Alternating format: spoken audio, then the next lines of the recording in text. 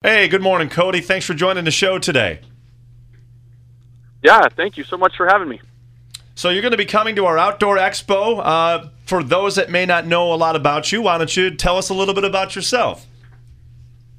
Well, those familiar with the hunting world would know the name Jim Shockey. He has a premiere show on Outdoor Channel down in the States. And I started working for Jim as a cameraman editor back in 2001. And I worked for him for 7 years, and then I decided to branch out and start my own show called Live to Hunt with Cody Robbins. And the first 2 years of the show, it was Live to Hunt with Cody Robbins until I fell in love with my beautiful wife, and her name is Kelsey. And now the show is Live to Hunt with Cody and Kelsey, and I get to share my passion with my spouse. I'm very, very lucky to do that. Cody, we find out that you're from Saskatchewan. Buffalo, by the way, is right on the Canadian border. We have a lot of Canadian listeners. Why don't you tell us a little bit about Saskatchewan? The only thing that I know is that it gets very cold in the winter. Absolutely. It gets down to about minus 45 degrees Celsius at times in Canada or in Saskatchewan. And for those of you that go by Fahrenheit, Fahrenheit and Celsius meet at the same spot at about minus 38. So that's extremely cold. And we experience days like that probably 10 or 12 days each winter. And in the hunting world, we have probably some of the greatest whitetail hunting in North America. And the whitetail deer is the most popular big game animal to hunt in our sport. So actually, I've guided a lot of folks from Buffalo and from New York and down in that eastern part that have come up to Saskatchewan on sometimes once in a lifetime trips to experience the whitetail hunting that we have. You know, oftentimes, I mean, we realize that Canada is a different country, but the terrain and sometimes the climate is very similar to the United States. Do you find that you like hunting in like one type of environment, or do you kind of like to spread it out and maybe try something new? Well, actually, I've hunted all over the world. I've hunted in 15 different countries, and I've hunted in extremely hot climates, extremely cold climates.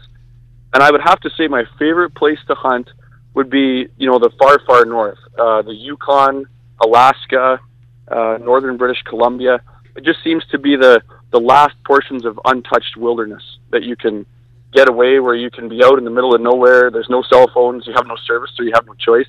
You don't see any garbage on the ground. You see absolutely no sign from human beings, and it's a feeling that I know that not everybody gets to experience, and it's a pretty special one. I really enjoy it. We're talking to Cody from the show Live to Hunt. He's going to be coming to our outdoor expo at the end of the month. If you had to have one tip for people listening about videoing their hunt or trying to get into what you do, could you come up with one? I have a lot of kids that they confront me and ask me, how the heck do you get into your business, and how the heck do I have my own hunting TV show? And I think the most important thing is living your hunting adventures in every single moment of your hunting life through that video camera lens. So many times you'll go on a stalk or a hunt 10 or 15 times in a row and you won't succeed, and you'll get lazy and you'll leave that video camera sitting back in your truck or in your house, and it'll be that one time that you don't take your camera that something very special unfolds, whether you see a hawk come down and grab a mouse right beside you, or whether you see a coyote catching a gopher, or whether you see that great big buck that you've been hunting for 3 years. But you just have to live your whole life, every single moment, through that lens to capture those special moments. Hey, Cody, what's the most difficult game to hunt, the most elusive? The most elusive? That's a big question. I would have to say, I've hunted grizzly bears myself 6 different times, and I've never crossed paths with one. I've seen a lot of really nice bears, a lot of females, a lot of immature bears, but not a big, old, mature boar. And I actually would consider probably big, old, even black bears or grizzly bears, the old boars, the ones that you really desire, the ones probably to be the toughest ones to ever cross paths with. All right, Cody, you're going to be coming to town at the end of the month for the Outdoor Expo, but before we let you go, will the Sabres win the Stanley Cup this year? I'm a huge hockey fan, being a Canadian boy. And I really highly doubt the Sabres are going to win, but when I'm down there, I'm going to cheer for them. Thanks a lot. Hey, you never know, man. Yeah, they're rebuilding. Because I would love to watch a game.